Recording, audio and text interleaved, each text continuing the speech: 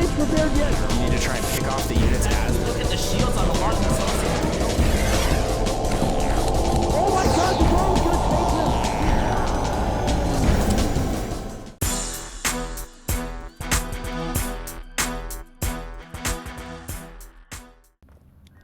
Welcome back to game number 2 here between LaLuSh and RaNgeD for the winners round 1 matchups here for the IPL Season 2. I'm DJ Wheat from OneMoreGame.tv.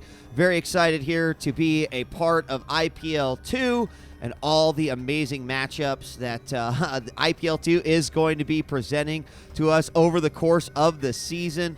Got some great commentators, some great content going around it, interviews from the IPL team, all sorts of additional match analysis and content coming out. So make sure you're checking that out over at IGN.com/IPL. We are now going to be jumping into game number 2 here on Xel'Naga Caverns between our purple Protoss, RaNgeD, in the northeast, and he is going up against LaLuSh, our red Zerg, in the southwest. We see the first Overlord heading out here.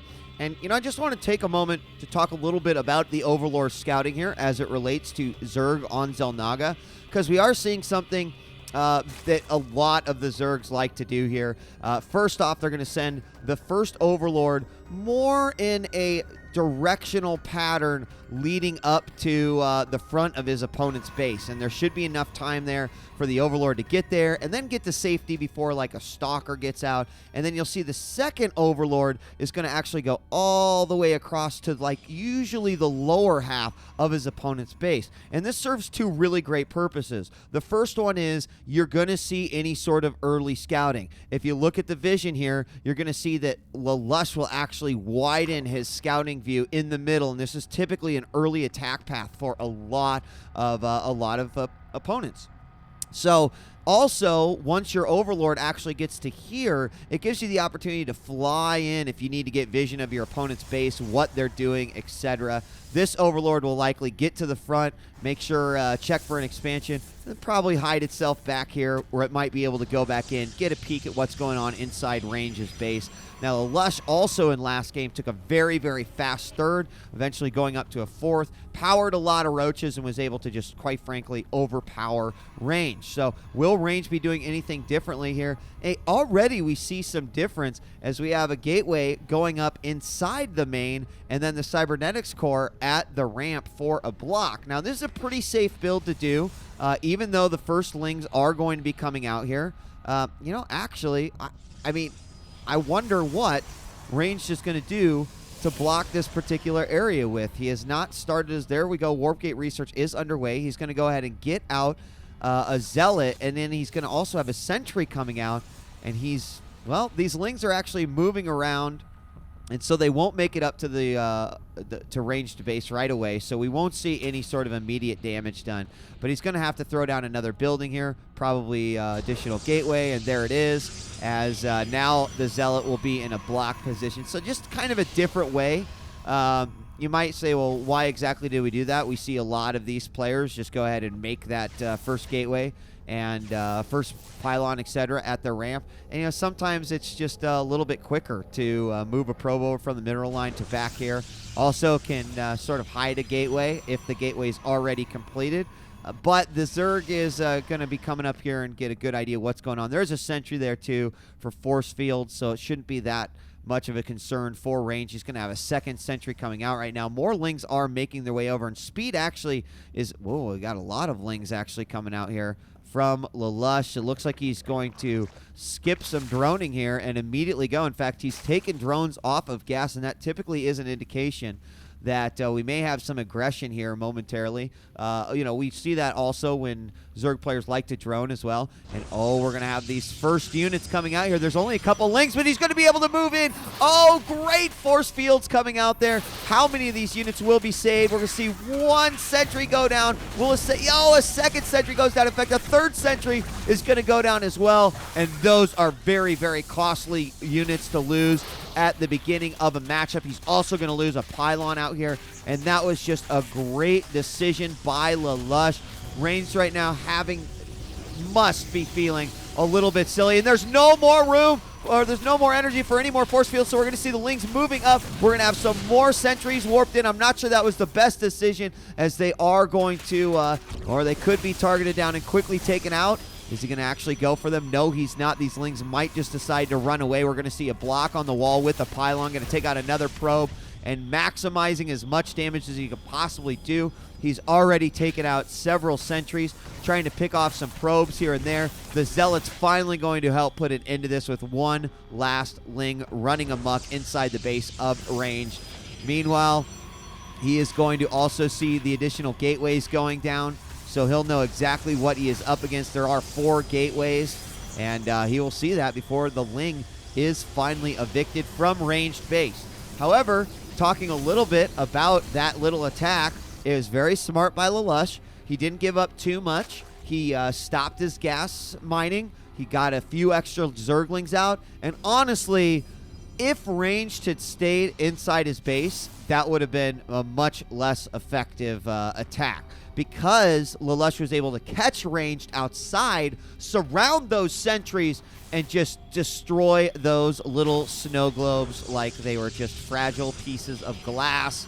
Well, that was a big loss. So right now, RaNgeD could have up to 8 sentries. He's still picking off these Zerglings that are making their way in here, and this Zergling is not trying to do damage, but rather get some additional information.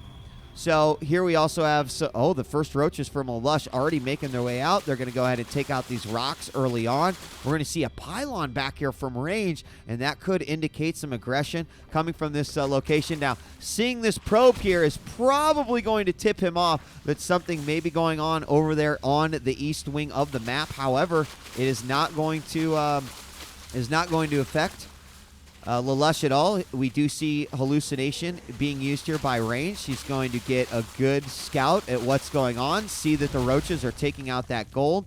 Meanwhile, the forge going down for RaNgeD here at the front of the ramp, and this Nexus is about ready to complete. Another hallucinated Phoenix making its way out, checking for any bases that might be out, anything the Zerg might be doing that's a little bit unusual. He's going to go in here and get a great scout of the main. And so this first hallucinated Phoenix was more checking what's going on around the base. Now we're going to have a second one making their way in, and he'll check out what's going on inside the base. As we have some roaches and Lings moving forward, there is actually a very, very deadly amount of roaches right here. And RaNgeD does have a lot of force fields, but you can see these roaches now. They could attack through this corridor and just move up here away from the main army of RaNgeD. Looks like that Ling made his way inside the base, and it could be a distraction. RaNgeD thinks that might be what is going on, and look at that. LaLuSh is going to decide to just go ahead and pull back. Why did he decide to do that when he could have done some damage? Well, here's a great explanation. He's throwing down a third. More importantly, he's throwing down a gold as a third. He's taken all of his gas now, and he can really begin to focus on tech. He's shown a lot of units. He's got now his Hydralisk Den going. He's got his Groove Spine going. And typically this is going to mean that the Protoss is going to also be getting out as many units as they possibly can. However, RaNgeD just really warping in what he needs to. His +1 weapons is about ready to complete. He's getting a Twilight Council as well. That's up here right next to his assimilator. Another Phoenix hallucinated, of course, making its way out across the map. It will cross over the gold and see that that is up. And there are a lot of roaches there. Now we have 9 Hydras coming out here. Groove Spines is about to complete. And I'll tell you, that Roach Hydra army is going to be very, very deadly. Now, one thing to keep in mind is that I do not believe that we have an Evo chamber down quite yet for LaLuSh. Some Zergs opting to get that down, and there it goes right there, so he can get his upgrade path started. Probably going to go with a missile attack upgrade first, and then, of course, he can kind of go anywhere from there. Some Zergs will continue to go with the attack. Some Zergs will go with Carapace as well. Now, have we got... no, we don't have Overlord speed quite yet, which can be very important with this particular army composition, because you want to get that creep spread out. Otherwise, your Hydras are not that great as a mobile or reinforcing unit. They'll run really fast from here all the way to here, and then the moment that they get off of there, they're just kind of slow and steady, turtle-like, to win the race.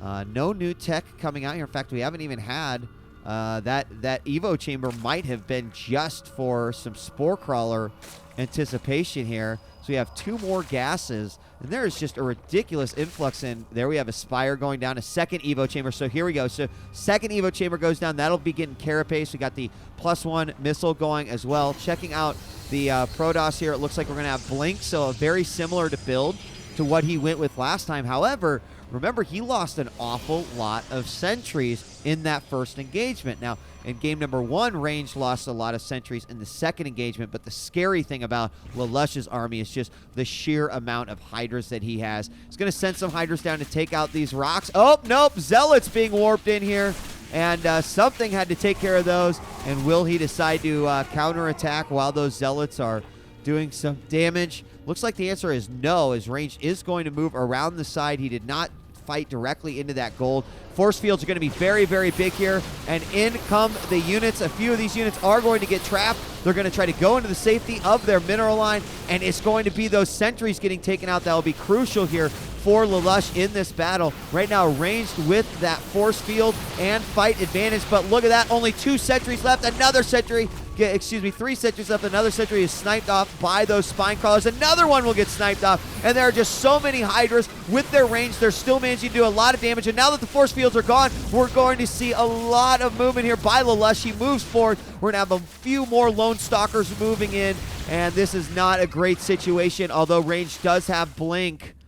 Right now, the Zerg forces greatly outweigh the Protoss forces, as Protoss sitting at 110 supply. LaLuSh currently at 177. He might be able to just move right into victory here. We're going to see the Hydra spreading out, getting a lot of damage. You can see how quickly these Stalkers will fall. The Roaches now starting to decrease in number, and due to Blink, this Protoss army compiled mostly of Stalkers is actually going to be able to do a ton of damage there. You see that most of our Roaches were killed there in that battle from LaLuSh by RaNgeD, and now that 4th base is going up. And this is typically the time where RaNgeD also has to be thinking about a 3rd base right now. He's getting his +1 armor going down. A couple of Overlords might get sniped here. You can see they are trying to drop some creep. And we do have Overlord speed on the way. Unfortunately, not quite done yet. So RaNgeD is going to get 2 free Overlord kills right there. However, I have to feel like LaLuSh is in a remarkable position. Depending on how RaNgeD decides to fight here, he could do a flank with the Zerglings, or he could just go ahead and run on in. And he's not going to do either quite yet. Continue to get out more units. There we have some Infestors coming out. But in just a moment, we will see LaLuSh at a fully maxed out army. Only Stalkers right now for RaNgeD. If we look at that unit tab, there's 40 Stalkers out on the field. And are we going to have an engagement here? Yes, we are. The Lings will move forward. There's the Blinks. The Lings will give a little bit of chase. And it looks like the entire army of LaLuSh will want to move forward. Now, LaLuSh would love to have some creep right here. The creep would give him a better escape path and allow him to be a little bit more offensive. He is going to have an Overseer come into play just in case there might be a Dark Shrine in play, and I do not see one right now, but certainly possibility in here. The Zerg moving forward once again. He does have 5 Infestors, and this choke could be really nasty if those Infestors get some good fungals off. But there are an awful lot of Stalkers here between these Lings and the Hydras. Will he be able to do it? Here we go. Oh no, the Infestors are out in front. The fungals will begin to go down. The Zerglings starting to stream in as well, and now the Zerg forces moving forward. He needs to throw down a few more fungals here, and it looks like just because of the sheer damage that these Hydras can output, the Roaches will get taken out. That'll be the quick shield, but the Hydras will do a lot of damage here. A great, great, great spread, however, by RaNgeD, and that means that this army from LaLuSh is going to be completely annihilated. However, I'm not sure that there's much of a counterattack. Actually, there might be a lot bigger counterattack opportunity than even I thought here, as some Roaches are beginning to come out. Roaches, don't run into your death. We do have those Infestors. They're still managing to get a bunch of energy, but RaNgeD had just a beautiful positioning in that battle, and with 40 Stalkers and Blink, he was able to blink safely back into his base. Now we've got another engagement here. The fungals do go down. Roaches are going to move forward, but Roaches are actually moving, not attacking. So are the Infestors. The fungal is going to run out. More Stalkers coming in and joining in the party with 10 more on the way. Now a few more. A lot of Infestors getting taken out here. There's another great fungal. Oh my gosh, GG. And I guess that RaNgeD just knew that since he was only on 2 base, he had lost the majority of his army, and some fresh infestors were coming out, that there was going to be nothing that he could do. He had wind of the 4th base. He obviously knew that the gold was up with a macro hatch as well. And we will see LaLuSh advance on to the winner round 2 here for the IPL Season 2 winner round 1 matchup. That was LaLuSh defeating RaNgeD 2-0. I'm DJ Wheat, and I'll see you for another game on IPL 2.